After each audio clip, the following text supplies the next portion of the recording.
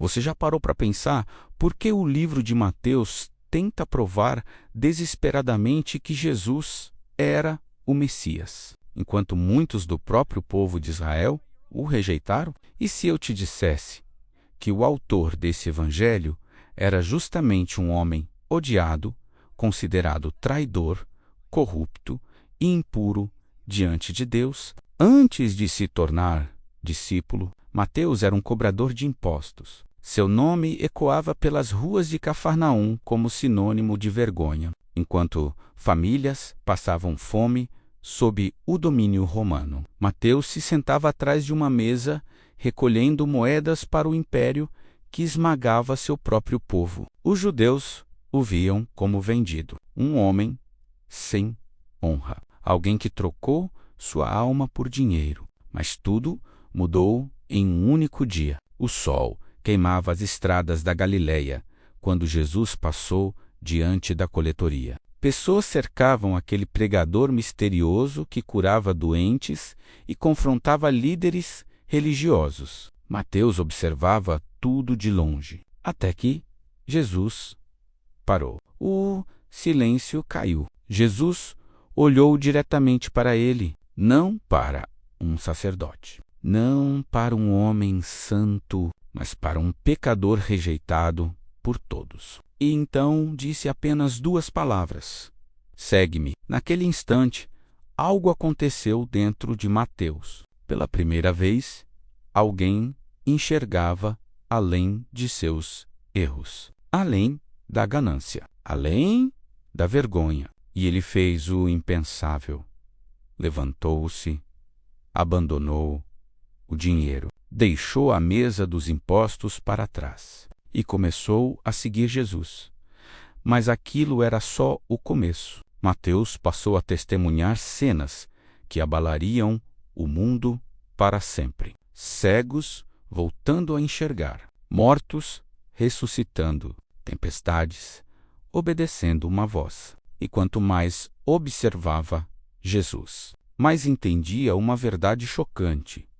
Aquele homem não era apenas um profeta. Ele acreditava estar diante do próprio Filho de Deus.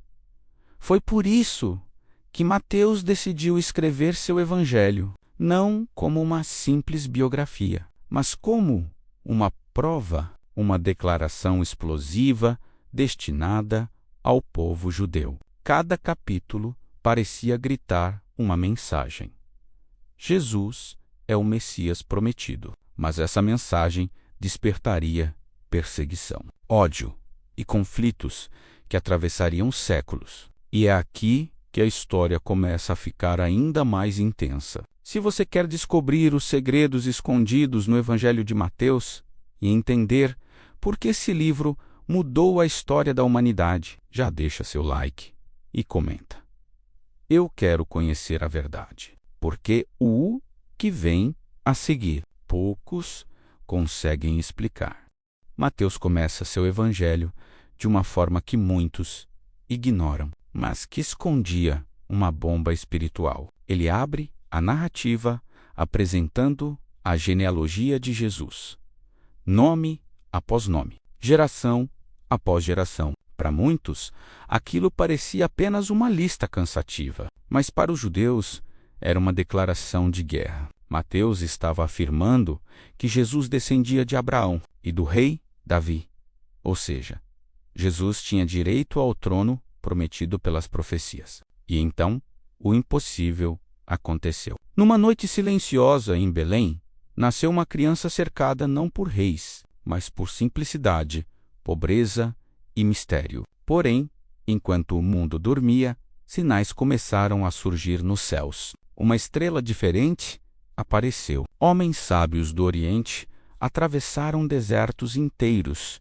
seguindo aquela luz. Eles carregavam ouro, incenso e mirra, presentes reservados para alguém extraordinário. Ao chegarem em Jerusalém, fizeram uma pergunta que abalou o palácio: onde está o Requém, nascido rei dos judeus? A pergunta chegou aos ouvidos do rei Herodes, e o medo tomou conta dele. Herodes era paranoico, cruel e obcecado pelo poder. A simples ideia de existir outro rei já era suficiente para despertar sua fúria. Enquanto os sacerdotes consultavam antigas profecias, apontando Belém como local do nascimento do Messias, Herodes tramava nas sombras. Mas antes que seus soldados agissem, José recebeu um aviso em sonho. Fuja, o menino corre perigo. Naquela mesma noite, José tomou Maria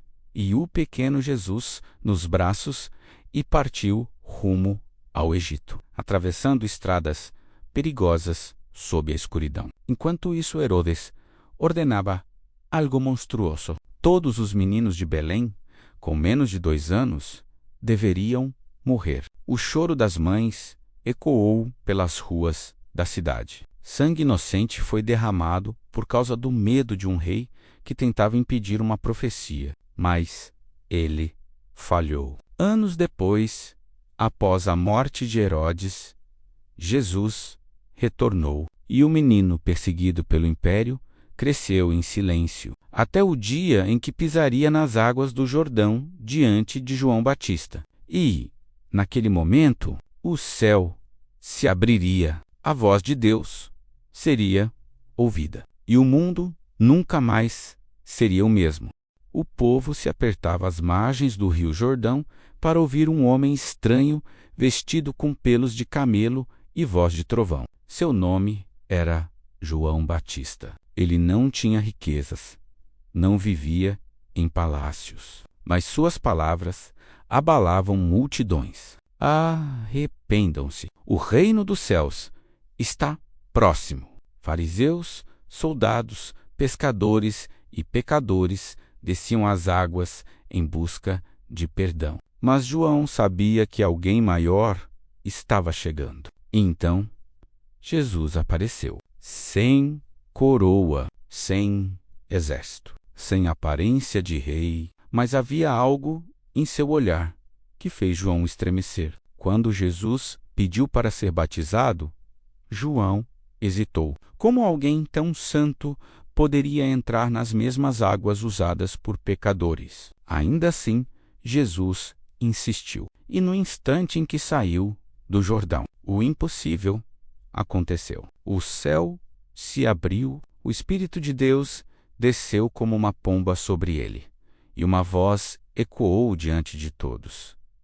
Este é o meu filho amado, em quem tenho prazer. Era como se o próprio universo declarasse quem Jesus realmente era. Mas ao invés de buscar fama, Jesus foi levado ao deserto. 40 dias, sem comida, sem conforto, sozinho entre pedras, calor e silêncio. Foi ali que Satanás apareceu. A batalha não seria travada com espadas, mas com tentações. Transforme pedras em pão.